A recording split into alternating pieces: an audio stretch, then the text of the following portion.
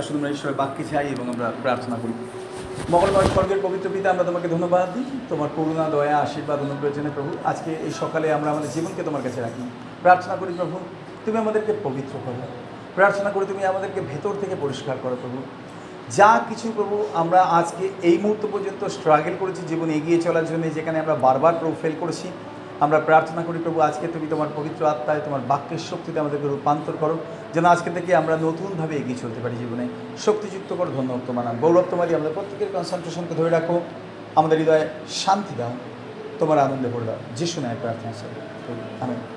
যদি এই সময় আমাদের কাছে বাইবেল আছে, আসলে আমরা তুলে ধরি, একসঙ্গে বলি, এটা আমার বাইবেল, ঈশ্বরের বাক্য। যা কিছু লেখা আছে আমি বিশ্বাস করি, যা কিছু লেখা আছে আমি পালন করব, অন্যকে শিক্ষা দেব, সমস্ত প্রতিজ্ঞা আমার জীবনে আমি গ্রহণ করি। আমি আর আগের মতো থাকবো না, যিশু খ্রিস্টের নামে, আমেন।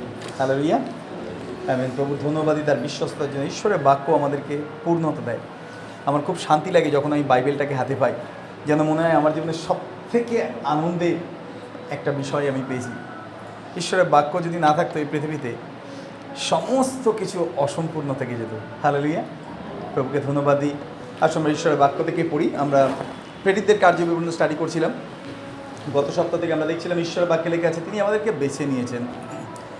অনেক সময় আমাদের মনে হয় যখন আমরা কঠিন পরিস্থিতির মধ্যে দিয়ে যাই, যে প্রভু আমরা তোমার মনোনীত, তুমি আমাদেরকে বেছে নিয়েছো, তুমি আমাদের জন্য পথ প্রস্তুত করেছো, তুমি আমাদেরকে সাহায্য করেছো, তবু কেন এত স্ট্রাগল আমাদের জীবনে, তবু কেন এত প্রতিবন্ধকতা আমাদের জীবনে, প্রত্যেকটা মুহূর্তে কেন বারবার এত অবস্ট্রাগল আমাদেরকে পেরোতে হয়? কয়েকটা বিষয়ে আমার মনে হয় বাইবেল অনুযায়ী এই পৃথিবীতে বহু মানুষ আছে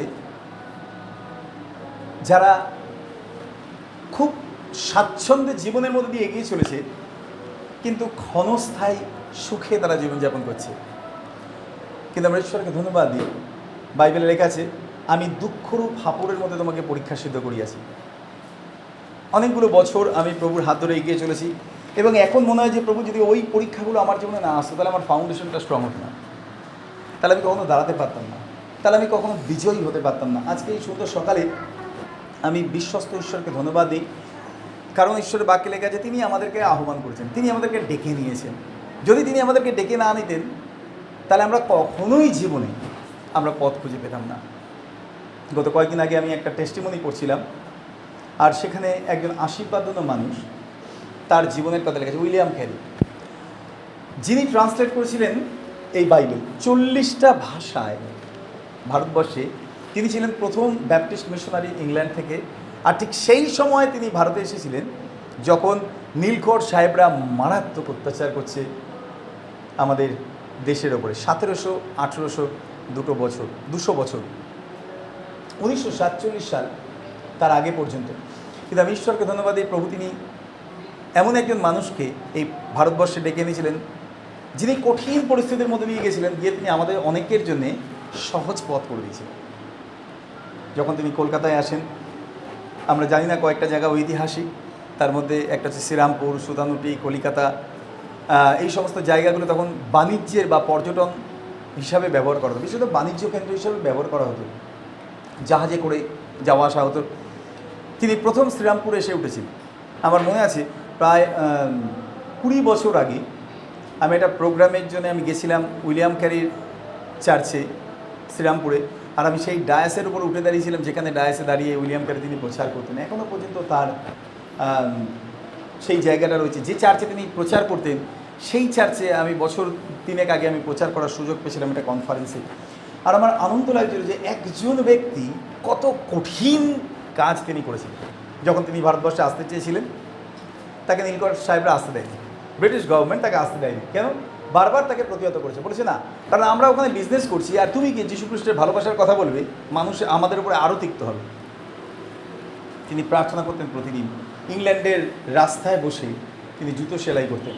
কোবলার থেকে প্রভু তাকে আহ্বান করেন এবং তিনি সমস্ত কিছু ছেড়ে দিয়ে চলে আসেন। যখন তিনি ভারতবর্ষে আসবেন, কলকাতায় আসবেন ঠিক করেন, তার আহ্বান ছিল, প্রভু তিনি তাকে ডেকেছিলেন। যখন তিনি তার পরিবারে তিনি জানান, তার শ্বশুরবাড়ির পরিবার থেকে তার শ্বশুরমশাই তাকে বলেন, তুমি যেখানে পারো যাও, আমার মেয়ে এবং আমার নাতনি নাতনিদেরকে আমি ছাড়বো না। তার স্ত্রী শুনে বলে, তুমি কি পাগল হয়ে গেছো?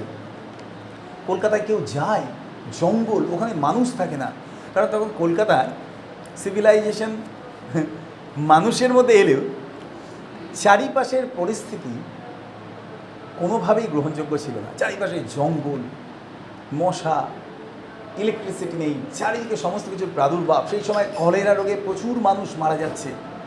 যখন তিনি শুনেছিলেন, তিনি বললেন, না প্রভু আমাকে ডেকেছেন, আমি যাব। সো একদিন তিনি তার সমস্ত কিছু বিক্রি করে দিয়ে অনেক রিকোয়েস্ট করে তিনি ভারতবর্ষে আসার, কলকাতায় আসার জন্য একটি জাহাজের টিকিট কাটেন। এবং যখন তিনি চলে আসছেন, তার স্ত্রী, তার সন্তানরা, তারা যখন বলে দিল আমরা কেউ যাব না, তিনি বললেন কাউকে আসতে হবে না, আমি চলে যাবো। আহ্বান তাকে টেনে এনেছিল ভারতবর্ষে। যখন তিনি চলে আসছেন, তখন তিনি দেখলেন দূর থেকে তার স্ত্রী তার দুই সন্তানকে নিয়ে দৌড়াতে দৌড়াতে আসছে। শ্রীরামপুরে এসে যখন তিনি নামেন, তখন তাকে সাহায্যকারী কেউ ছিল না। সমস্ত মানুষ তার বিরুদ্ধাচরণ করেছিল, কারণ ব্রিটিশ গভর্নমেন্টের চূড়ান্ত অত্যাচার। আর তখন সাহেব মানেই তারা জানতো এদেরকে এখান থেকে দূর করা, এদেরকে গ্রহণ করা যাবে না। কলকাতায় আসার পরে কলেরাতে এবং খুব সম্ভবত নিউমোনিয়াতে তার দুটো সন্তান মারা যায়। দুই সন্তানই উইলিয়াম ক্যারি মারা যায়। প্রথম সন্তান মারা যায়, কোনো রকমে সেই ধাক্কা কাটিয়ে উঠতে না উঠতে কয়েক বছরের মধ্যে তার দ্বিতীয় সন্তান মারা যায়। তার স্ত্রী পাগল হয়ে যায়।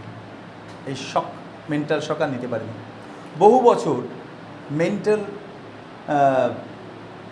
পেশেন্ট হয়ে তার স্ত্রী বেঁচেছিলেন এই পৃথিবীতে। কিন্তু উইলিয়াম ক্যারি তিনি তার আহ্বান থেকে বিন্দুমাত্র পিছিয়ে যান। আমরা একটা গান করি না, though no ones joins me still I will follow, যদিও কেউ না তাকে সঙ্গে ফিরিব না। তিনি যে কাজটা করছিলেন, তিনি জানতেন না যে কতজনের জীবনে তিনি বীজ বপন করছেন। ঈশ্বরকে ধন্যবাদ দিই। একদিন উইলিয়াম ক্যারি তিনি বসে বসে তিনি দাড়ি কাটছিলেন, আর ঠিক সেই সময় তার মানসিক রোগগ্রস্ত বউ এসে তাকে ধাক্কা মারে এবং গলাটা অনেকটা কেটে যায়, প্রচুর রক্ত বেরোতে আরম্ভ করে। কিন্তু তিনি কোনো কিছুকে ছেড়ে দিয়ে তিনি পিছপা হননি। কিছুদিন পরে তার স্ত্রী মারা যায়, এবং তার স্ত্রী যখন মারা যায় তখন উইলিয়াম ক্যারির প্রচুর জ্বর। সেই জ্বর নিয়ে তিনি একা কোদাল দিয়ে মাটি কাটছিলেন যেন কবর দিতে পারেন। তার একজন সংস্কৃত টিচার ছিল, পণ্ডিত। তিনি তার কাছে সংস্কৃত শিখতেন, টাকা পয়সা দিয়ে শিখতেন। তখন কেউ তাকে গ্রহণ করতো না, যেহেতু তিনি বিদেশি মানুষ। কিন্তু একজন সংস্কৃত পণ্ডিতের কাছে তিনি সংস্কৃত শিখছিলেন, যাতে তিনি সংস্কৃত ভাষায় তিনি বাইবেল ট্রান্সলেট করতে পারেন। প্রথম যে বাইবেল ভারতবর্ষে ট্রান্সলেট হয়েছিল ইংলিশ থেকে, সেটা ছিল সংস্কৃত ল্যাঙ্গুয়েজে। এবং যিনি তাকে সংস্কৃত শিখিয়েছিলেন, তিনি যখন দেখেছিলেন উইলিয়াম ক্যারির জীবন এবং ওই কষ্টের মধ্যে, তিনি যখন দেখছিলেন যে ওই অত জ্বর নিয়ে তার স্ত্রীকে কবর দেওয়ার মতো কেউ ছিল না, তিনি একা একা মাটি খাটছিলেন, তখন সেই পণ্ডিত ব্যক্তি এগিয়ে আসেন এবং তাকে তিনি সাহায্য করেন, এবং দুজনে মিলে তারা তার দেহ কবরস্থ করেন। এর পরের ধাপ, তিনি যখন ছাপাখানা আরম্ভ করেন, নিউ টেস্টামেন্ট বাইবেল তিনি প্রিন্ট করবেন, সমস্ত কিছু রেডি। যেদিন ছাপা হবে তার দু একদিন আগে সমস্ত কিছু স্ক্রিপ্ট রেডি করে রাখা আছে। কোনোভাবে কেউ আগুন লাগিয়ে দিয়েছিল সেই প্রেসে। 20 বছরের পরিশ্রম, সমস্ত স্ক্রিপ্ট ছাই হয়ে যায়। যখন উইলিয়াম ক্যারি তিনি খবর পান, তিনি দৌড়ে গিয়ে তিনি দেখলেন তার 20 বছরের পরিশ্রম সমস্ত কিছু শেষ। ছাপাখানায় আগুন লাগিয়ে দেওয়া ছিল, ছাই হয়ে গেছিল। তিনি বিন্দুমাত্র দুঃখার্ত হননি। তিনি বললেন আমি আবার করব। এবং আমরা ঈশ্বরকে ধন্যবাদ দিই, একজন প্রভুর মানুষ যে শত কষ্ট সহ্য করেও যদি তার আহ্বানে এগিয়ে চলে। আমরা ঈশ্বরকে ধন্যবাদ দিই। আজকে ভারতবর্ষ প্রায়, আমার মতে বলে ভারতবর্ষে 40 কোটিরও বেশি মানুষ খ্রিস্ট বিশ্বাসী। আপনি পরিসংখ্যান হিসাবে দেখতে পাবেন মাত্র 10 লক্ষ ভারতবর্ষে। কিন্তু আমি ঈশ্বরকে ধন্যবাদ দিই, ওই 10 লক্ষ শুধুমাত্র যে সমস্ত বড় বড় চার্চগুলো আছে তাদের রেজিস্টার অনুযায়ী যে বিশ্বাসী, সেই হিসাবটা গভর্নমেন্ট জানে। কিন্তু বাদবাকি যতজন মানুষ প্রভুকে গ্রহণ করেছে তাদের কারোর হিসাব জানে না, এবং সেই হিসাবটা হচ্ছে অবারিত। হালেলুয়া। তার মধ্যে আমরা আছি। আমরা যাদেরকে প্রভুর কথা বলছি তারা আছে, যারা আমাদেরকে প্রভুর কথা বলেছে, এবং আরও অনেক মানুষ যারা প্রভুকে গ্রহণ করেছে তারা আছে, আমাদের পরিবারের লোকেরা আছে, আমরা যারা কনফারেন্সে আছি তারা আছি। কোটি কোটি মানুষ তারা প্রভু যিশুকে গ্রহণ করেছে। আমরা ঈশ্বরকে ধন্যবাদ দিই। একজন মানুষের চূড়ান্ত কষ্ট শেষে তিনি আনন্দে তিনি প্রভুর কাছে গেছেন, এবং আমি ঈশ্বরকে ধন্যবাদ দিই। এটা হচ্ছে আহ্বান। তাই যখন আমরা খ্রিস্ট জীবনে আসি, যখন আমরা কঠিন পরিস্থিতির মধ্যে দিয়ে এগিয়ে যাই, আমরা জানব যে আগামী দিনে আমরা এমন কোনো বীজ বপন করছি যেটার ফল কাটব, যেটা প্রচুর আশীর্বাদ বহন করবে হাজার হাজার মানুষের জীবনে। হালেলুয়া। বাইবেল থেকে আমরা দেখছিলাম, সেখানে লেখা রয়েছে 15 পদে, প্রেরিতদের কার্যবিবরণ 9 অধ্যায়, প্রেরিতদের কার্যবিবরণ 9 অধ্যায়ের 15 পদে লেখা আছে, কিন্তু প্রভু তাহাকে কইলেন, তুমি যাও, কেননা জাতিগণে ও রাজগণের এবং ইসরায়েল সন্তানগণের নিকটে আমার নাম বহনার্থে সে আমার মনোনীত পাত্র। প্রভু যিশু একটা কাজ আমাদেরকে দিয়েছেন, কি করতে বলুন তো? তার নামটাকে বহন করার জন্য। আর একটা অদ্ভুত বিষয় বলুন তো, মানুষ কেন আমাদের বিরুদ্ধাচরণ হয়, কেন আমাদের বিরুদ্ধে কথা বলে? তার একটাই কারণ, একটা নামের কারণ, একটা নামের কারণ। দেখুন নথিলিখিত সুসমাচার, সারমন অন দ্য মাউন্টেন, সেখানে লেখা রয়েছে 5 অধ্যায় যদি আপনি পড়েন তাহলে দেখবেন সেখানে লেখা রয়েছে 11 পদে লেখা আছে, ধন্য তোমরা যখন লোকে আমার জন্য তোমাদিগকে নিন্দা ও তাড়না করে। তার পরের লাইনটা দেখুন, লেখা আছে, এবং মিথ্যা করিয়া তোমাদের বিরুদ্ধে সর্বপ্রকার মন্দ কথা বলে। এটা হবে প্রভু তিনি বলেছিলেন, এটা হবে প্রভু তিনি বলেছিলেন। সো ইট ওয়াজ আ প্রফেসি। যখন আপনারা আমার জীবনে শয়তান যখন মন্দ কথা বলে, যখন আমাদের বিরুদ্ধে মিথ্যা কথা বলে, তখন মনে রাখবেন ঈশ্বরের বাক্য আমাদের জীবনে পূর্ণ হয়েছে। এই পৃথিবী আমাদেরকে সম্মান দিতে পারে না, কেন জানেন? কারণ ঈশ্বর তিনি এই পৃথিবীর সম্মান আমাদেরকে দিতে চান না। আমরা স্বর্গীয়, আমরা স্বর্গীয়। রাজা কোথায় সম্মানিত হন বলুন তো? তার রাজ্য। কিন্তু বাইবেল লেখা আছে এটা আমাদের রাজ্য নয়। প্রভু যিশু তিনি এই পৃথিবীতে সম্মানিত হননি। যখন পিলার যখন তাকে জিজ্ঞাসা করেছিল, তুমি কে, কোথা থেকে এসছো, তিনি কি বলেছিলেন? এইটা আমার রাজ্য নয়। যদি হতো তাহলে আমার অনুসারী, আমার শিষ্যরা তারা চেষ্টা করত আমাকে রক্ষা করার, কিন্তু আমার রাজ্য এখানে নয়। তাই জন্য তিনি সম্মান পান। দেখুন ঈশ্বরের বাক্য আমরা ইব্রিয় তার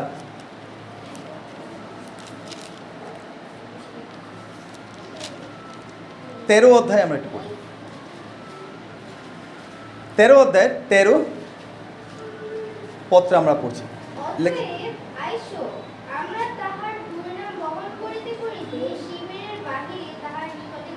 আচ্ছা বলুন তো, লোকে যখন আপনাকে প্রভুর রাজ্যে এগিয়ে চলার জন্য অপমান করছে, দুর্নাম করছে, ওটা কার দুর্নাম বলুন তো? বাইবেলে গেছে আইসো আমরা যিশুর দুর্নাম বহন করতে করতে। আমাদেরকে মানুষ সম্মান দিলেও কি না দিলেও, মনে রাখবেন প্রত্যেকটা মানুষের সম্মান আর অসম্মান জড়িয়ে থাকে কোনো একজন ব্যক্তির উপর। আমাদের জীবনের অসম্মান জড়িয়ে আছে প্রভু যিশুর নামের উপরে। বাইবেলে গেছে প্রভু তিনি আমাদেরকে বারবার বলে দিয়েছিলেন, বলেছিলেন না প্রভু?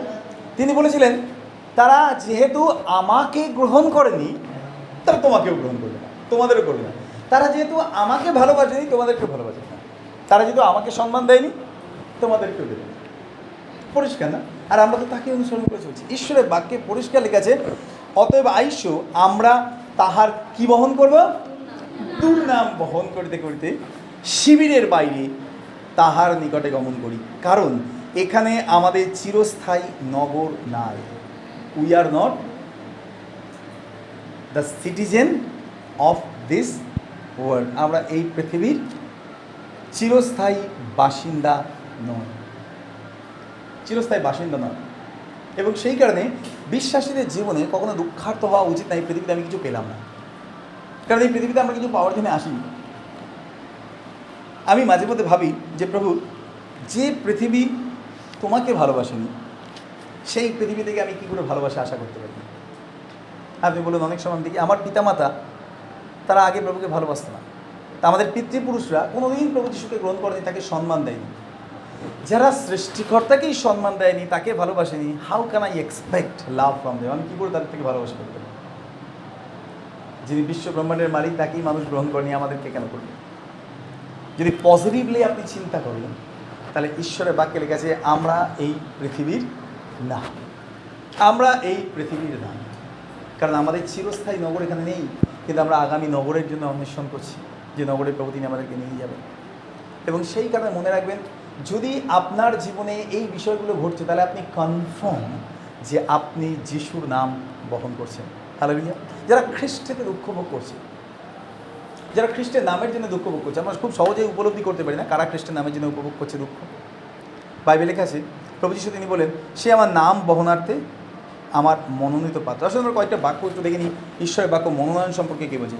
ইফিসীয় তার 1:4-5 একটু পড়ি, কেউ একজন পড়বো জোরে। ইফিসীয় তার 1:4-5।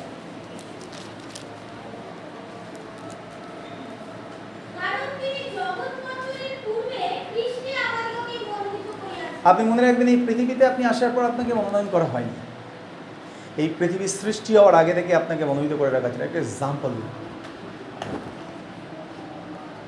কিছুদিন আগে আমি দেখছিলাম ইংল্যান্ডের যিনি রানী এলিজাবেথ, তার মাথায় একটা সোনার মুকুট আছে, খুব সম্মান এবং হিরে বসানো। তিনি সেই মুকুটটা পরে সেই বংশের সম্মান রক্ষা করেন এবং নিয়ম অনুযায়ী ইংল্যান্ডের রানীর গৃহে যে কেউ পুত্রবধূ হয়ে আসবে তাদের বিবাহের জন্য একটা নিয়ম আছে। নিয়মটা কি? একটা আংটি আছে যেটা চার্লস যখন বিবাহ করেছিলেন তার ওয়াইফকে, তার স্ত্রীকে যখন তিনি বিবাহ করেছেন, একটা আংটি পরিয়ে দিয়েছিলেন। যে আংটিটা পরিয়ে দিয়েছিলেন, ওই আংটিটা এখনকার দিনে বাজারের মূল্য প্রায় মোর দ্যান 1 করোড়। হিরে বসানো আংটি, বড় একটা হিরে বসানো, হ্যাঁ, সলিড অরিজিনাল গোল্ড দিয়ে তৈরি। কি আরও কতগুলো হিরে বসানো, মাঝখানে একটা বড় হিরে বসানো। যখন চার্লস বিবাহ করে তাকে তার রাজ্যে এবং তার গৃহে তাকে স্ত্রীর সম্মান দিচ্ছেন, তাকে যে আংটিটা পরানো ছিল সেই আংটিটা কিন্তু তার স্ত্রীর জন্য বানানো হয়নি। এই আংটিটা বংশানুক্রমিকভাবে ব্যবহার করা হচ্ছে। ইংল্যান্ডের যিনি প্রথম রানী হয়েছিলেন তাকে এই আংটিটা পরানো হয়েছিল এবং তারপর থেকে যতজন রানী আগামী দিনে হবে যুবরাজ্যে, তার স্ত্রীকে বিবাহে সেই আংটি পরানো হবে। এরা ইনহেরিটেন্স হিসাবে বংশানুক্রমিকভাবে চলবে। চিন্তা করুন যে আংটিটা চার্লসের ওয়াইফের নাম কি ছিল? ডায়ানা। ডায়ানাকে পড়ানো হয়েছিল সেই আংটিটা, তার আগে আরও 3-4টে পূর্বপুরুষ পড়ে গেছে। 3-4টে পূর্বপুরুষের ওই আংটি তারা পরিয়ে তাদের স্ত্রীকে তারা নিয়ে এসেছিলেন সম্মান দিয়ে। সেই একই আংটি তারা তিনি পড়েছিলেন। আজকে চিন্তা করে দেখুন, ঈশ্বর তিনি আমাদের জন্য যে মনোনয়ন করে রেখেছিলেন এই পৃথিবীর সৃষ্টি হওয়ার আগে থেকে, পৃথিবীর সৃষ্টি হওয়ার আগে থেকে তিনি আমাদেরকে ঠিক করে, আমি জানি না এটা ঈশ্বরের আলাদা একটা প্ল্যান এবং তার বিরাট জ্ঞান, তার বিরাট জ্ঞান। আমি মাঝে মধ্যে চিন্তা করি যে প্রভু তোমার জ্ঞান অদ্ভুত জ্ঞান। যা কিছু একবার ঈশ্বর তিনি তৈরি করেন সেটা চিরস্থায়ী। হালেলুয়া। সেটা বাড়ানোও যায় না, সেটা কমানোও যায় না, কারণ বাইবেলের কাছে ঈশ্বর তিনি তা স্থির করেছেন। কত হাজার বছর আগে প্রভু তিনি সূর্য তৈরি করেছিলেন বলুন তো? তিনি বলেন আলো হোক। একটা কথা, আজ পর্যন্ত কি অন্ধকার হয়ে গেছে গোটা পৃথিবী? না। আপনি চিন্তা করে দেখুন কত হাজার বছর আগে তিনি একবার বলেছিলেন লেট দেয়ার বি লাইট, বাস সঙ্গে সঙ্গে বদলে গেল। সেই আলো আজ পর্যন্ত আছে। একটা ওয়ার্ড, কত বছর ধরে, এত বছর হয়ে গেছে, তাও সূর্যের আলো এখন পর্যন্ত কমেনি, তার তাপমাত্রা কমে যায়নি, কিছুই না, কারণ এটা ঈশ্বরের বাক্য।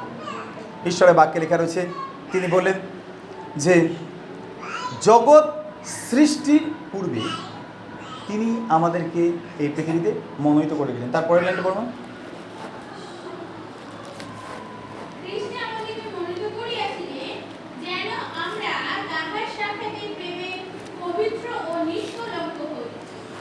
বাইবেলে গেছে তার সাক্ষাতে যেন আমরা তার প্রেমে পবিত্র আর নিষ্কলঙ্ক। একটু ছোট এক্সাম্পল দিতে চাই, আলোচনা করতে চাই।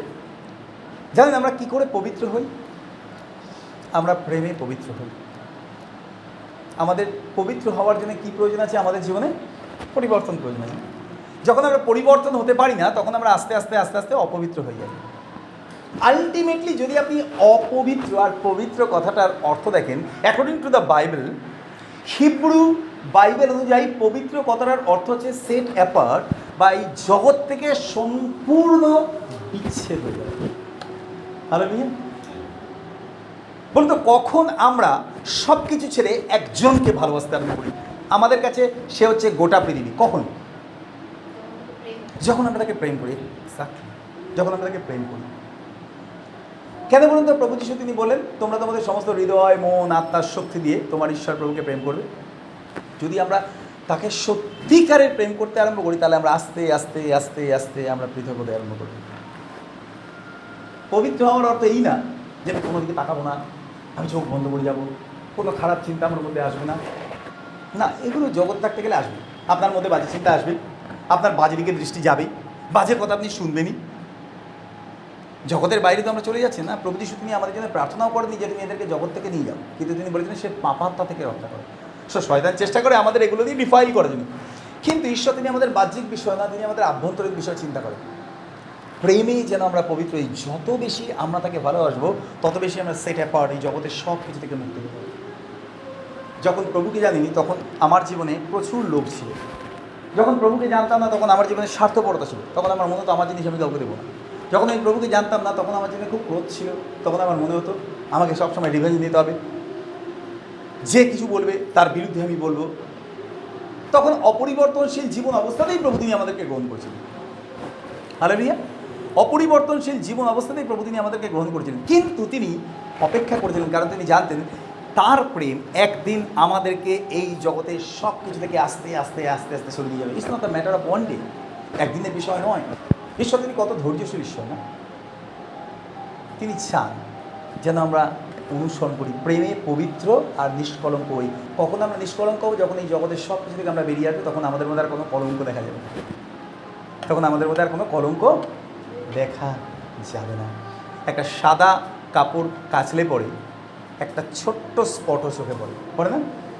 যদি আমরা সেটা বারবার কাচতে আরম্ভ করি, ডেফিনেটলি ইট উইল রিমুভ, চলে যাবে। আমি ঈশ্বরকে ধন্যবাদ দিই। ধৈর্য আমাদের জীবনে প্রয়োজন আছে প্রভুর রাজ্যে। অনেক সময় আমরা গিভ আপ করে দিই, প্রভু আমরা এত প্রার্থনা করছি তবু কেন পরিবর্তন হচ্ছে না। আমি অনেকের জীবনে প্রার্থনা শুনেছি, তারা হৃদয় থেকে ক্রন্দন করে, জানেন। বহু মানুষ তারা বলছে, পাস্টার প্রচুর প্রার্থনা করছি কিন্তু পারছি না, কেন বারবার ফেল করে যাচ্ছি, কেন বারবার হেরে যাচ্ছি, কেন পারছি না এর ওপর জয়লাভ করতে। প্রার্থনা করুন আমাদের জন্য, যেন প্রভু দয়া করেন। আমি ভালো হতে চাইছি, পারছি না। আমি চাইছি সমস্ত কিছু থেকে বেরিয়ে আসতে পারছি না। বাইবেলের কাছে তিনি আকাঙ্ক্ষিত প্রাণকে তৃপ্ত করেন। বিশ্বাসীদেরকে বাইবেলে ঈগলের সাথে তুলনা করেছে। ঈগল খ্রিস্টান, আমরা ঈগল খ্রিস্টান। কেন যে ঈগলের কিছু গুণ আছে যেটা পৃথিবীর আর অন্য কোনো পাখি বা অন্য কোনো পশুর মধ্যে নেই। প্রথম বিষয় হচ্ছে ঈগল সে আকাশের অনেক উপরে উঠতে পারে এবং সরাসরি সূর্যের দিকে তাকিয়ে সে উঠতে পারে। সরাসরি সূর্যে। ঈগলের চোখের ক্ষমতা বিরাট, বাইনোকুলারকে পর্যন্ত হারিয়ে দেবে। আপনি কয়েক হাজার মিটার ওপর থেকে ও একটা ছোট্ট খরগোশ, একটা ছোট্ট ইঁদুর, একটা ছোট্ট ছাগল ছানাকে দেখতে পায়। ঈগলের চরিত্র কিছু অদ্ভুত বিষয় আছে। ঈগল কখনো সে এই পৃথিবীতে ছোটোখাটো গাছপালার উপরে সে বাসা করে না। ঈগল কোথায় বাসা করে? পাহাড়ের উপর। আমরা যেগুলো এখানে রেখেছি সেগুলো চিল, সেগুলো ঈগল না। ঈগল বিরাট, আর ঈগল পাহাড়ের উপরে বাসা করে, কারণ ওর সবসময় লক্ষ্য আমি উঁচুতে রাখবো। সব থেকে বেশি ওপরে উঁচুতে উঠতে হবে, সরাসরি সূর্যের দিকে তাকাতে আরম্ভ করে। মনে রাখবেন, সরাসরি সূর্যের দিকে তাকাতে পারে, এই লাইনটা মনে রাখবেন। পরে আমি আসবো কেন। ঈগলের দ্বিতীয় স্বভাব হচ্ছে ঈগল অনেক উপর থেকে পৃথিবীকে দেখতে পায় এবং সে তার খাবার অন্বেষণ করার জন্যে, সে তার লক্ষ্য পূরণ করার জন্য এই পৃথিবীতে আসে। লক্ষ্য পূরণ হয়ে গেলে পরে সেটা নিয়ে সে আবার তার নিজের জায়গায় ফিরে যায়। It never stage on the tree. কখনো গাছের উপরে সে থাকে না, টুক করে নেমে খেয়ে নেবো আবার ওপরে উঠে যাবো না। ঈগলের চরিত্র হচ্ছে আমার যে কাজটা করার আছে এই ভূপৃষ্ঠের ওপরে, সেটা আমি করব, করে আবার আমি আমার জায়গায় চলে যাব। দ্বিতীয় এই পয়েন্টটা মনে রাখবেন, কেন পরে আসছি। ঈগলের তৃতীয় চরিত্র হচ্ছে মা ঈগল যখন সে ডিম পাড়ে, ডিম পাড়ার পর আফটার 35 ডেজ, 35 দিন পরে সেই ডিমের মধ্যে ছোট্ট ঈগলের বাচ্চা তার পিক দিয়ে, ঠোঁট দিয়ে ঠক ঠক করে আওয়াজ করতে আরম্ভ করে। After how many days? কতদিন পরে? 35 days। আপনি জানেন সে 35 দিন মা ঈগল কী করে? উইদাউট মুভিং এনিওয়্যার, কোনো জায়গায় সে না নড়ে ওই একটা বা দুটো ডিমের ওপরে বা তিনটে ডিমের ওপরে সে 35 দিন ধরে বসে থাকে। কোনো সাইন নেই ভেতরে জীবন আছে। আপনি একটা ডিম ধরে বুঝতে পারবেন ওটার মধ্যে জীবন আছে কি নেই? না। যেদিন থেকে সে ডিম পেরেছে সেদিন থেকে কন্টিনিউ 35 ডেজ সে ডিমের ওপরে বসে সেটাকে গরম করে। মানুষের সন্তান যখন গর্ভে হয় তখন কিছু সিমটমস আছে যেটা দেখলে পরে বোঝা যায় যে বাচ্চাটা জীবিত আছে। ডাক্তার বারবার বলে দেখুন নড়ছে কি না, এদিকে ওদিকে নড়ছে, বা অনেক সময় তাকে ইউএসজি করে দেখা যায় হার্টবিট কত। ঈগলের ক্ষেত্রে কিছু করা যাবে না, ওই ডিমের মধ্যে হার্টবিট আছে কি না আছে কিছুই খুঁজে পাওয়া যাবে না। মা ঈগল কোনো কিছুই জানে না, কিন্তু সে 35 দিন অপেক্ষা করে কোনো জায়গায় না নেড়ে। একটাই তার মাথায় চিন্তা, এই ডিমটার জন্যে, এটার মধ্যে যে জীবনটা আছে সেই জীবনটা দেখার জন্য আমাকে কতদিন অপেক্ষা করতে হবে? 35 দিন ধৈর্য ধরে অপেক্ষা করতে হবে। খিদা পেলে উঠে যাওয়া যাবে না, পিপাসা পেলে উঠে যাওয়া যাবে না, ঝড় এলে উঠে যাওয়া যাবে না, ভয়ঙ্কর সমস্যা এলে উঠে যাওয়া যাবে না। যদি একবার উঠে গেছে তাহলে আর সেখান থেকে জীবন আসবে না। 35টা দিন মা ঈগল সে সব কিছু তুচ্ছ করে ওর ওপরেই বসে থাকে। আফটার 35 ডেজ, 35 দিন পরে ঈগলের বাচ্চা সেই ডিমটার মধ্যে থেকে পিক দিয়ে ঠোঁট দিয়ে ঠকাস ঠকাস করে মারতে আরম্ভ করে। আস্তে আস্তে আস্তে আস্তে খুলে যায় ছোটো ছোটো ঈগল বাচ্চা বেরিয়ে আসে আফটার 35 ডেজ। চলে আসি কেন ঈশ্বর তিনি আমাদেরকে ঈগলের সাথে তুলনা করেছেন। বাইবেলে লেখা আছে আমরা সরাসরি সূর্যের দিকে তাকাতে পারি। জানি পারি আমরা সরাসরি সূর্যের দিকে তাকাতে পারি না? দেখুন বাইবেলে লেখা আছে যেসাইও তার 7 অধ্যায় আমরা কিনি।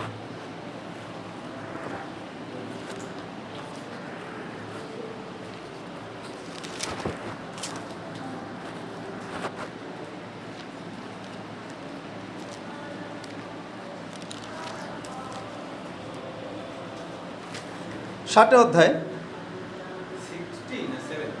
60 20 পত্রে পড়ি। তোমার সূর্য আর অস্তমিত হইবে না, তোমার চন্দ্র আর ডুবিয়া যাইবে না, কেননা সদাপ্রভু তোমার চিরজ্যোতি হইবে এবং তোমার শোকের দিন সমাপ্ত হইবে। হালেলুয়া। আমি বলি আরেকবার, আপনি ধীরে সুস্থে লাইনটা আরেকবার পড়ুন। তোমার সূর্য আর অস্তমিত হইবে না, তোমার চন্দ্র আর ডুবিয়া যাইবে না, কেননা সদাপ্রভু তোমার চিরজ্যোতি হইবে তোমার এবং তোমার শোকের দিন সমাপ্ত হইবে। তোমার সূর্য আর অস্তমিত হইবে না, তোমার চন্দ্র আর ডুবে যাবে না। বাইবেলে লেখা আছে সদাপ্রভু ঈশ্বর সূর্য ও ঢাল। সদাপ্রভু ঈশ্বর সূর্য ও ঢাল। আমরা ঈশ্বরকে ধন্যবাদ দিই। ঈশ্বরের বাক্যে লেখা আছে যদি যিশু তিনি আমার জীবনের সূর্য হন। বলুন তো আমাদের অধিকার দেননি ঈশ্বর তিনি সরাসরি সূর্যের দিকে তাকাবেন? অবভিয়াসলি দিয়েছেন। স্পিরিচুয়াল বিষয়ে চিন্তা করছি। বাইবেলের মধ্যে কোথাও আছে যে সদাপ্রভু ঈশ্বর তিনি আমার সূর্য ও ঢাল?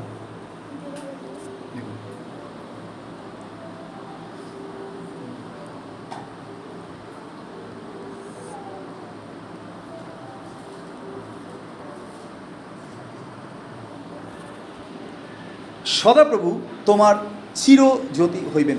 গীত সংহিতা 84 অধ্যায় 11 পত্রে পড়ুন।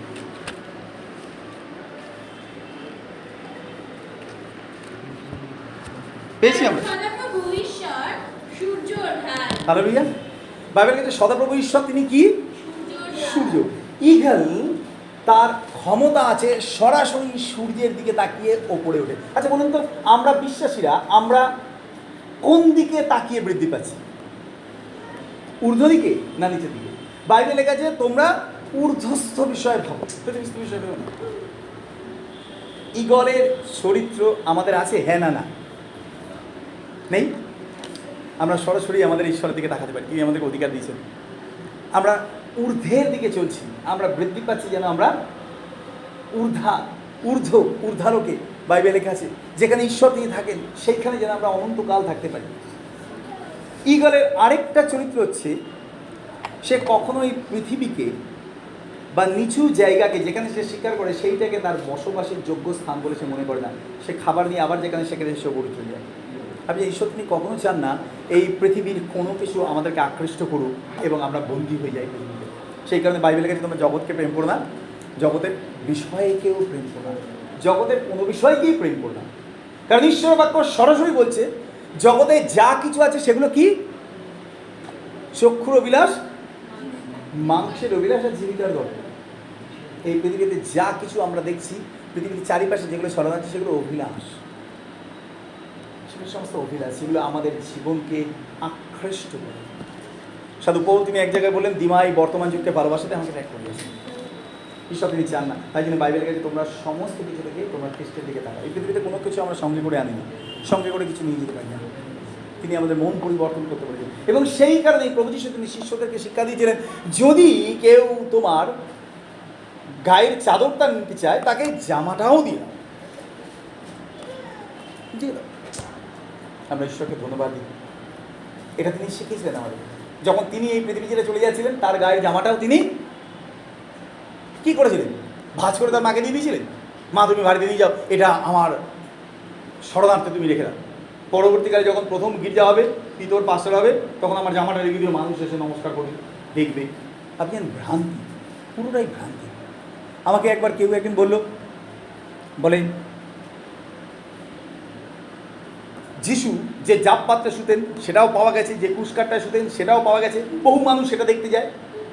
আমি বললাম, আমার হৃদয় কুশকাঠে আটকে নেই, আমার হৃদয় যিশুর সাথে আটকে রয়েছে। আমি কুশকাঠের সন্ধানে না, আমি যিশুর সন্ধানে যাচ্ছি।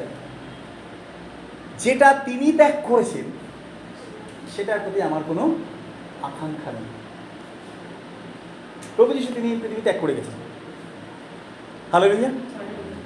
তিনি এই পৃথিবী ত্যাগ করে গেছেন। এই পৃথিবীর প্রতি আমাদের আকাঙ্ক্ষা থাকা উচিত না, কারণ আমরা অন্য জগতের মানুষ।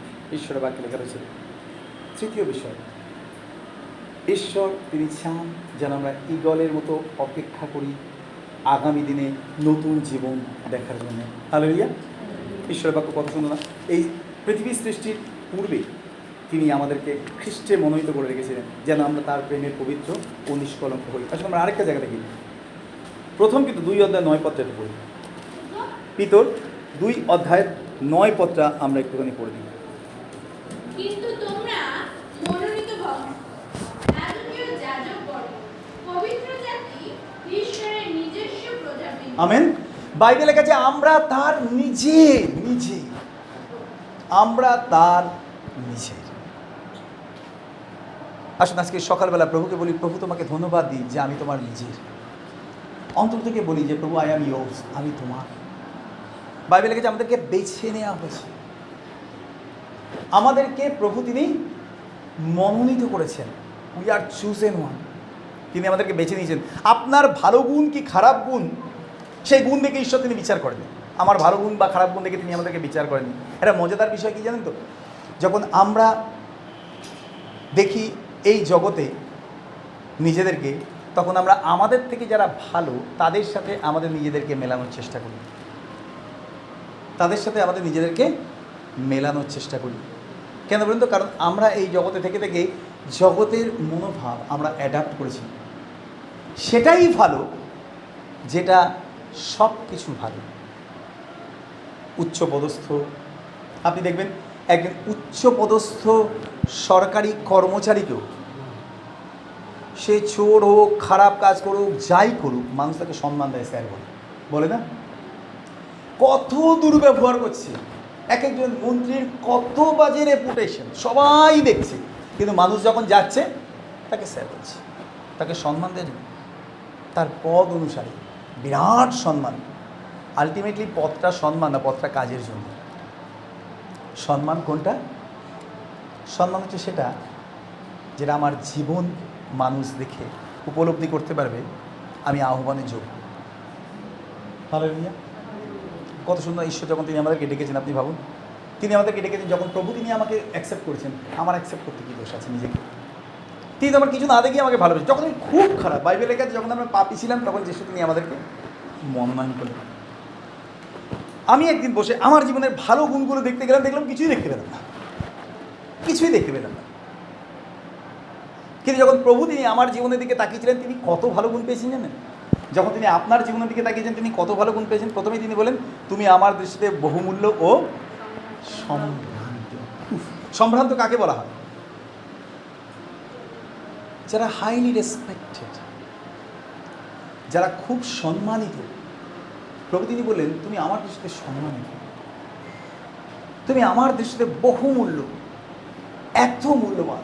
এবং সেই কারণে ঈশ্বরের বাক্যে লেখা আছে, আমি তোমাকে মনোনীত করেছি, তুমি আমার। যখন প্রভু তিনি আমাদেরকে মনোনীত করেছেন, বাইবেলে কিন্তু তোমরা রাজকীয় যাজকবর্গ, তোমরা পবিত্র জাতি। কেন বলুন তো পবিত্র জাতি? আমরা কি পবিত্র হতে পেরেছি? না, we are on the way. প্রতিদিন তার প্রেমকে আমরা আস্বাদন করছি, আর প্রতিদিন একটু একটু একটু একটু করে জগৎ থেকে আমরা ডিটাচ হচ্ছি। হালেলুয়া। মনে রাখবে না, holiness is not a matter of a day, it's a lifelong process. Until your last breath you have to practise holiness. আপনাকে প্রতিদিন পবিত্রতা অনুশীলন করতে হবে। প্রতিদিন প্রতিদিন নতুন নতুন কিছু স্ট্র্যাটেজি, প্রতিদিন নতুন নতুন কিছু ভুল, প্রতিদিন নতুন নতুন কিছু পাপ শয়তান আমাদের প্রত্যেকের জীবনে নিয়ে আসে। এবং যত বেশি আমরা প্রভুকে ভালোবাসতে শুরু করি, তত বেশি আমাদের জীবনে বাসনা আসে প্রভু জগতের সব কিছুকে আমরা ত্যাগ করব। এখন যেগুলো আমরা শুনতেও লজ্জা পাই, বলুন তো প্রভুতে আসার আগে সেগুলো বলতে লজ্জা পেতাম না। কি করে বদলানো আমাদের জীবন? এখন যে সমস্ত জামা কাপড় আমরা দেখলেও লজ্জা পাই, আগেকার দিনে সেই সমস্ত ছবিগুলো দেখতেও আমরা লজ্জা পেতাম। এখন যে সমস্ত সিনেমা আমরা চোখের সামনে থেকে সরিয়ে দিই, বহু মানুষ আছে তারা টিভি দেখে না, কারণ খারাপ জিনিস দেখা। বলুন তো অতীতে যখন আমরা প্রভুকে জানতাম না, তখন এটা আমাদের কাছে একই রকম বোধ ছিল না। আজকে আমরা গ্রহণ করতে পারছি না, মেনে নিতে পারছি না। কেন বলুন তো? আমরা প্রসেসিংয়ে রয়েছি। প্রভু যিশু তার প্রেম আমাদেরকে দিয়েছেন, পবিত্রতা প্রতিদিন আমাদের হৃদয়ে পবিত্রতা। তার প্রভু যিশু প্রেমকে তিনি উপলব্ধি করতে দিচ্ছেন, আর আমরা তার প্রেমকে উপলব্ধি করে প্রেমে আস্তে আস্তে আস্তে আস্তে নিষ্কলঙ্ক হওয়ার অন দ্য ওয়ে। প্রতিদিন আমরা কিছু কিছু করে বাদ দিচ্ছি জীবন থেকে, যেগুলো জগতে সব কিছু আমাদেরকে কোল্যাপস করে বাদ দিচ্ছে। এবং সেই কারণে প্রভু যিশু তিনি আগেই আমাদেরকে বলতে, আমরা পবিত্র জাতি বলেই আমাদের পবিত্র হতে হবে, কারণ তোমার ঈশ্বর পবিত্র। এবং আমি ঈশ্বরকে ধন্যবাদ দিই। এটা হচ্ছে মনোনয়ন, এটা হচ্ছে আমাদের জীবনে ঈশ্বরের পরিকল্পনা। আমি পরিকল্পনা করেছি, তোমাকে ডেকেছি, now you have to follow. আসলে আমরা আরেকটা জায়গাটা পড়ি,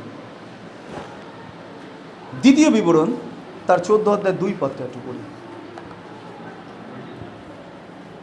কেউ পেয়ে থাকলে জোরে একটু পড়বেন।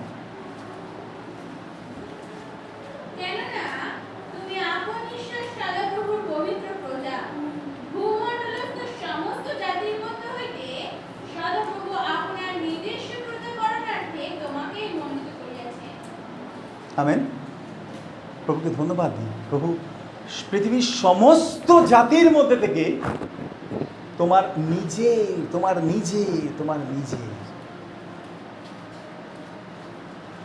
যখন আমরা কোনো কিছু নিজের বলি, কতটা দাবি থাকে বলুন তো? সেটার উপরে কতটা দাবি থাকে?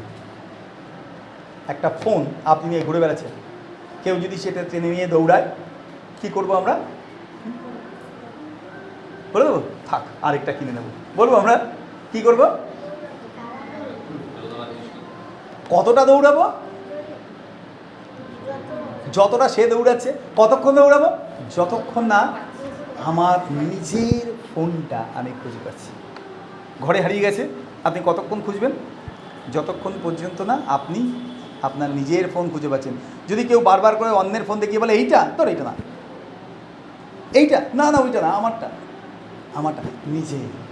আপনি চিন্তা করুন, প্রভু তিনি আমাদেরকে কেমনভাবে খোঁজেন বলুন তো? সেমিনারে যাবেন, গিয়ে দেখবেন অনেকে অনেক জামা কাপড় পরে থাকে। আমার খুব মজা লাগে, আসার আগে মানুষ কত চিন্তা ভাবনা করে নিজের জিনিসগুলো গুছিয়ে নিয়ে আসে, যাওয়ার সময় আর নিজের জিনিসগুলো গুছিয়ে না নিয়ে চলে। আজকে 8-9 বছর হয়ে গেছে, আমার মনে জানি না এখনও প্যান্টটা আছে কি না। একদিন একটা ভালো প্যান্ট ফেলে রেখে চলে গেছিল। 5-6 বছর অপেক্ষা করেছি, কেউ এসে বললো না ওই প্যান্টটা আমার। কে নিয়ে এসেছিলো কে জানি, আমার। যখন নিয়ে আসছে তখন যদি কেউ কেড়ে দিত, আমার প্যান্ট। নিয়ে যাওয়ার সময় আর আমার বলে মনে নেই, কারণ আমরা যেগুলো আমার বলি সেগুলো অনেক সময় আমরা আর ধ্যান দিই না, ওগুলো আমার বলি। কিন্তু ঈশ্বর তিনি একটু অদ্ভুত ঈশ্বর। তিনি বলেন তোমরা আমার নিজস্ব প্রজা, এবং সেই জন্যে তিনি আমাদেরকে কখনো ছাড়েন না। নিজের জিনিস কেউ ছেড়ে দেয় বলুন তো? বাসে উঠে দেখেছেন লেখা থাকে কিছু জিনিস বাসের গায়ে, নিজের জিনিস নিজের দায়িত্বে রাখুন। আপনি জানেন প্রভু তিনি খুব ভালোবাসেন তার নিজের জিনিস নিজের দায়িত্বে রাখতে। বাইবেলে লেখা আছে তাই তিনি কখনো আমাদেরকে হারিয়ে যেতে দেন না। তিনি কখনো আমাদেরকে হারিয়ে যেতে দেন না। আমরা তার নিজস্ব, তার নিজস্ব, এতটাই তিনি আমাদেরকে প্রেম করেন।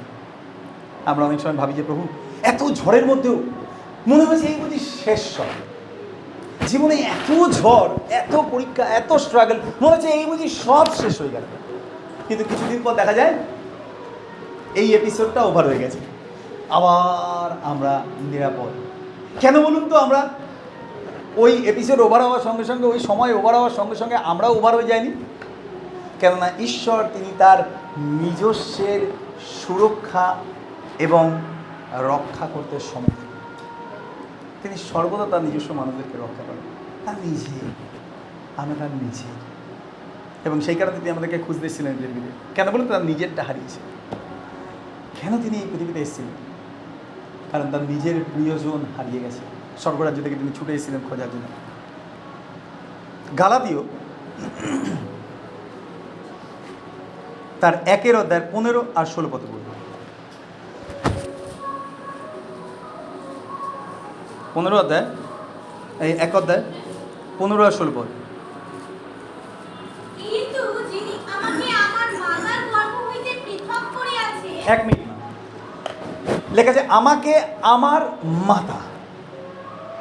যতদিন পর্যন্ত আমাদের জ্ঞান ছিল না ততদিন পর্যন্ত জানতাম এই জগৎটাই আমার, আমার মা, আমার বাবা, আমার ভাই, আমার বোন, আমার জিনিস, আমার সব কিছু আমার আমার আমার আমার আমার। দ্য ডে যেদিন আমরা জানতে পারি যে আমরা আর নিজের নই, তখন থেকে আমাদের ভাবনাটা বদলে যায়। তারপরে লেখা এবং আপন অনুগ্রহ দ্বারা আহ্বান করিয়াছে, তিনি যখন আপন পুত্রকে আমাদের প্রকাশ করিবার সুবাসনা করিলেন, যেন আমি পরজাতিগণের মধ্যে তাহার বিষয়ে সুসমাচার প্রচার করি। তখন আমি ক্ষণমাত্র রক্ত মাংসের সহিত পরামর্শ করিলাম না, এবং জেরুজালেমে আমার পূর্ববর্তী প্রেরিতগণের কাছে গেলাম না। আমেন। বাইবেলে কি লেখা আছে বলুন তো? কার সাথে পরামর্শ করেনি? কি রক্ত মাংসটা কি?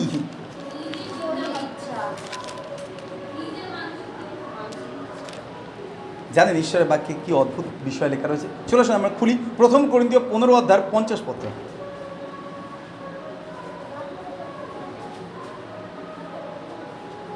আমি এই বলি, ভাতৃগণ, রক্ত মাংস ঈশ্বরের রাজ্যের অধিকারী হইতে পারে না। Amen, amen. বাইবেলের কাছে ঈশ্বরের রাজ্যের অধিকারী কে হতে পারে না? রক্ত মাংসে। সাধু পৌল তিনি যতদিন না পর্যন্ত তিনি জানতে পেরেছিলেন রক্ত মাংস কি, ততদিন পর্যন্ত প্রভু যিশুর বিরোধিতা করে গেছেন। মেরে ফেলতে হবে তার লোকদেরকে, ছাড়া যাবে না, যিশুর নাম মুছে দিতে হবে পৃথিবী থেকে। জানেন যতবার আমরা রক্ত মাংসে চলি ততবার আমরা একই বিষয় উপলব্ধি করি, এই জগৎ আমাদের, এই জগতে আমাদের অধিকার আছে, এই জগতের সমস্ত কিছু আমার, কিছুই আমাদের না, এই জগতের কোনো কিছুই আমাদের না। কারণ বাইবেলে পরিষ্কার লেখা আছে রক্ত মাংস কখনো ঈশ্বরের রাজ্যের অধিকারী হতে পারে না, হতে পারে না। আর সেই কারণে সাধু পৌল তিনি বললেন, যখন আমি জানলাম যে ঈশ্বর তিনি তার পুত্রকে আমার মাংসে প্রকাশ করবার সুবাসনা করলেন। প্রকাশ করবার সুবাসনা কথার অর্থ হচ্ছে তিনি পলকে ডেকে বললেন, পল, আমি চাই মানুষ তোমার দিকে তাকিয়ে যিশু খ্রিস্টকে দেখতে পাবে, আর তোমাকে দেখতে পাবে না। কাকে দেখতে পাবে? যিশু খ্রিস্টকে দেখতে পাবে। তোমার দিকে তাকিয়ে যিশু খ্রিস্টের ভালোবাসাকে দেখতে পাবে, তোমার দিকে তাকিয়ে যিশু খ্রিস্টের প্রেমকে, তোমার দিকে তাকিয়ে যিশু খ্রিস্টের সেবাকে দেখতে পাবে। রিপ্রেজেন্ট করা হচ্ছে কাকে? ঈশ্বরকে। অনেকবার আমি সুযোগ পেয়েছি এইরকম, কোনো জায়গায় কেউ যেতে পারছে না, রিপ্রেজেন্ট করতে যাচ্ছি আমি অনেক সময় হয় জানেন তো, যদি মন্ত্রীরা বা ধরুন প্রধানমন্ত্রী কোথাও যেতে পারছে না, রিপ্রেজেন্টেটিভ হিসাবে কাউকে পাঠিয়ে দিচ্ছে। আচ্ছা বলুন তো, সেই যখন দাঁড়াচ্ছে রিপ্রেজেন্টেটিভ হিসাবে, কার সম্মান পাচ্ছে? প্রধানমন্ত্রীর সম্মান পাচ্ছে। কারণ প্রধানমন্ত্রী তাকে তার বদলে পাঠিয়েছেন রিপ্রেজেন্ট করার জন্য, যে আমার বদলে এই ব্যক্তি যাচ্ছে, এই ব্যক্তি যা বলবে সেটাই আমার কথা। চিন্তা করুন, আজকে এই পৃথিবীতে ঈশ্বর তিনি তাকে আমাদেরকে রিপ্রেজেন্ট করতে চান তার হোক। যখন এই পৃথিবীতে দাঁড়িয়ে আছি আমরা, মানুষ আমাদের দিকে তাকিয়ে কাকে দেখতে পাই? যীশু খ্রিস্ট। তার মতো ক্ষমা, তার মতো ভালোবাসা, তার মতো ব্যবহার। একবার আমাকে একজন বলল, আপনি কি খ্রিস্টান? আমি বললাম, এখনও হতে পারিনি, চেষ্টা করছি হওয়ার জন্য। ভদ্রলোক ঘাবড়ে গেছেন। আমাকে বললেন, আপনি চার্চের একজন প্রিস্ট, আপনি খ্রিস্টান না? উনি আমাদের দেশের মানুষ না, উনি বিদেশি। আমি বললাম, না, আমি চেষ্টা করছি হওয়ার জন্য। খ্রিস্টান হওয়াটা একদিনের কাজ নয়। খ্রিস্টান কথাটার অর্থ যে খ্রাইস্ট ইন ওয়ান। যখন খ্রিস্টকে কারোর জীবনে দেখা যায়, আমি তাকে সরাসরি জিজ্ঞেস করলাম, আমার দিকে তাকে যিশুকে দেখতে পাচ্ছেন? ভদ্রলোক লজ্জিত হয়ে গেছেন, চুপ করেছিলেন। পরে উনি এত অ্যান্টি খ্রাইস্ট, যিশুর নামও শুনতে চায় না। যখন আমি ওনাদের সাথে একটা মিটিং শেষ করে ফিরে আসি, আমি যখন হোটেল ওখান থেকে যখন বেরিয়ে আসবো, উনি উঠে এসে আমার হাতটা ধরে বললেন, পাস্টার আমার জন্য একটু প্রার্থনা করবেন। ডেড এগেইনস্ট যিশু খ্রিস্ট। দ্বিতীয়বার যখন আমি একবার তার পরিবারের একজনের সাথে কথা বলবো বলে ভুটানে ফোন করেছিলাম, তিনি ফোনটা পিক আপ করেছিলেন। প্রথম দিন তিনি আমার মুখ দেখতে চাইছিলেন না। আমি যখন তার সাথে কথা বলছিলাম ফোনে, বহু সময় তিনি আমার সাথে কথা বলেছিলেন। এবং আমি ঈশ্বরকে ধন্যবাদ দিই।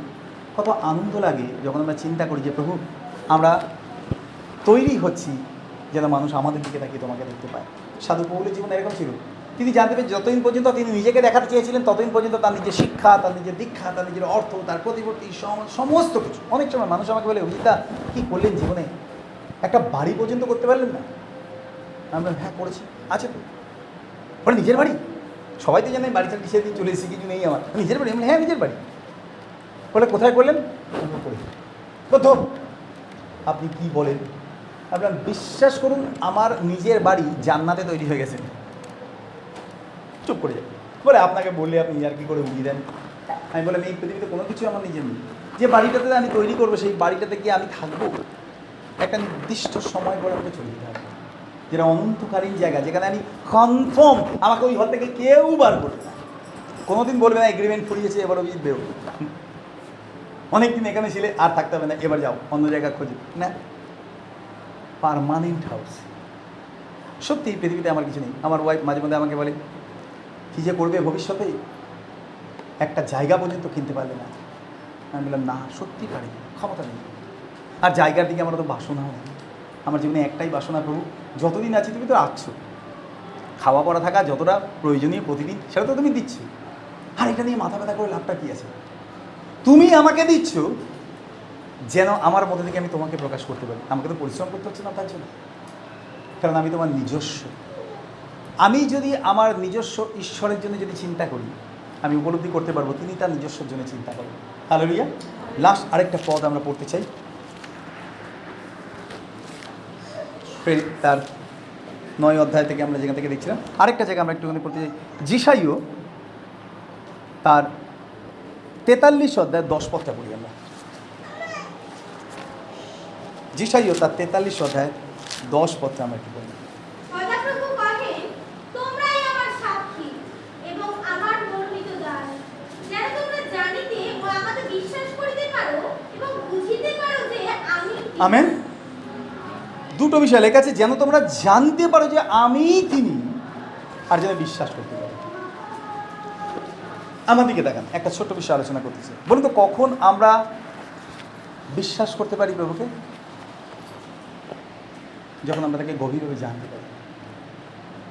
আপনি জানেন চেনা আর জানার মধ্যে তফাৎ আছে। চেনা হচ্ছে বহুদিন আগে কাউকে দেখেছি, আমার মেমোরিতে আছে, ও I know him, no her, আমি তাকে জানি, আমি তাকে চিনি।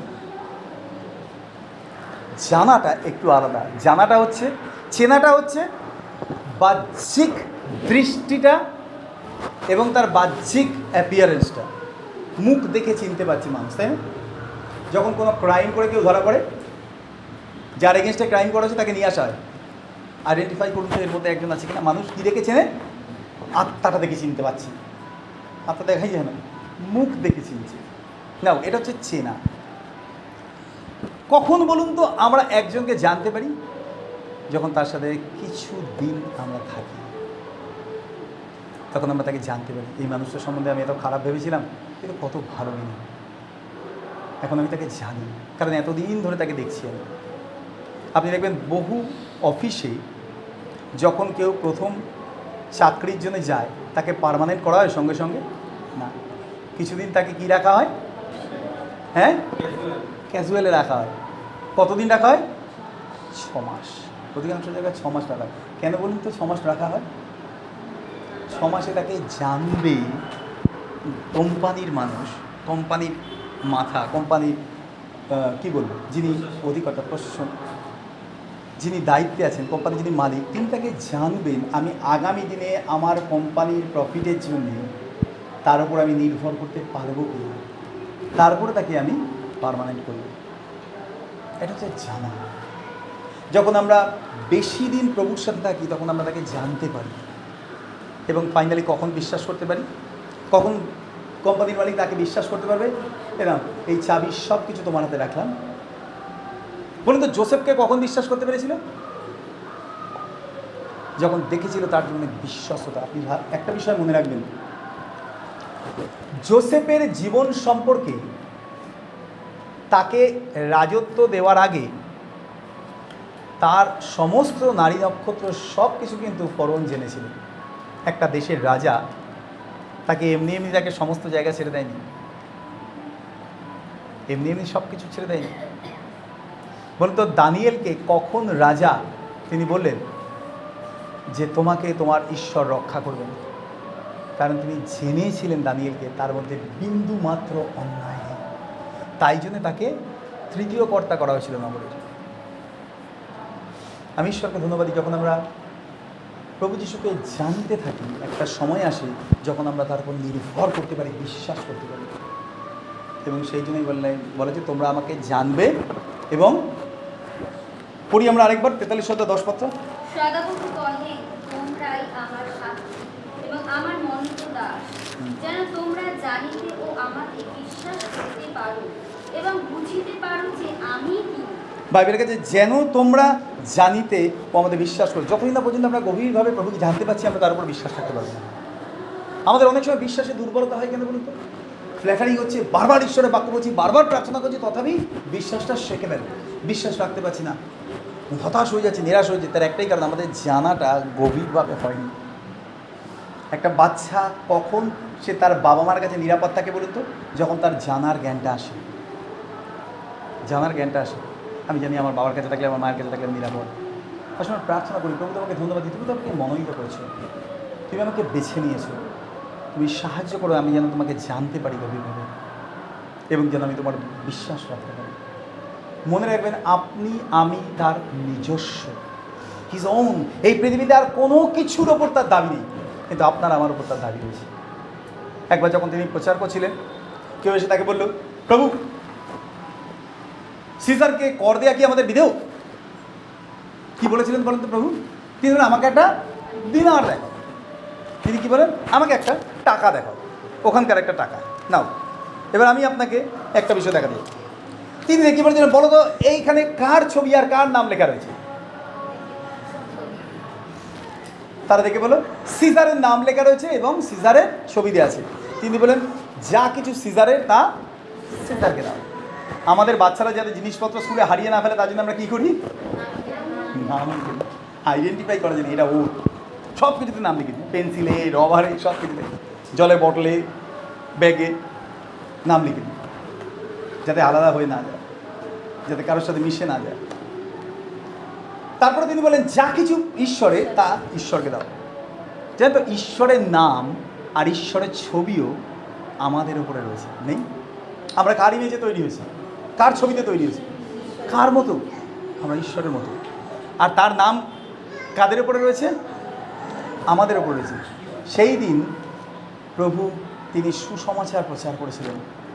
তিনি বলেছিলেন রোমান গভর্নমেন্টের অর্থ গিভ টু দেম, তাদেরকে দিয়ে দাও, আর যা কিছু ঈশ্বরের তা ঈশ্বরকে দাও। কারা ঈশ্বরের? তোমাদের ওপরে আমার নাম এবং আমার ছবি রয়েছে। আমরা ঈশ্বরের মতো, কারণ আমরা তার সন্তান। আমরা ঈশ্বরকে ধন্যবাদ দিই, তার নিজস্ব, আমরা তার নিজস্ব। তিনি আমাদেরকে নিয়ে দাবি করেন, কতটা আনন্দের বিষয় না? আমরা তার নিজস্ব। প্রভু তিনি আমাদেরকে আশীর্বাদ করুন, তিনি আমাকে বিজয় দিন, তার গৌরব তিনি দেখে দিন। এই পৃথিবীতে যদি আপনি সম্মান না পান, যদি আপনি ভালোবাসা না পান, দুঃখ পাবেন না, কারণ আপনি শুধুমাত্র একজনের নিজস্ব, সবার না।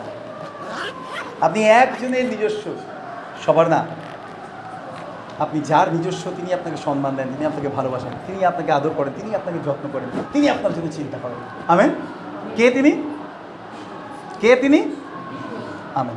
আসলে চোখ বন্ধ করে প্রার্থনা করি। মঙ্গলবার স্বর্গের পবিত্র পিতা, আমরা তোমাকে ধন্যবাদ দিই আজকে সুন্দর সকালে। তোমার দয়া, তোমার করুণা, তোমার অনুগ্রহ, তোমার আশীর্বাদ আমাদের জীবনের সঙ্গে সঙ্গে রয়েছে সর্বদা। ধন্যবাদ দিই প্রভু, আমরা জানতে পেরেছি যে তুমি আমাদের এবং আমরা তোমার। প্রভু আজকে থেকে তোমাকে ভালোবেসে, তোমার উপর নির্ভর করে, তোমাতে বিশ্বাস করে, তোমার সঙ্গে এগিয়ে চলতে আমাদেরকে সাহায্য করো। দুঃখ, ব্যথা, যন্ত্রণা, কষ্ট সব তুমি সরিয়ে দাও, তোমার পূর্ণতায় আমাদেরকে ভরে দাও। মহিমা গৌরব তোমাদের প্রার্থনা তোমার যিশু নামে। আমেন।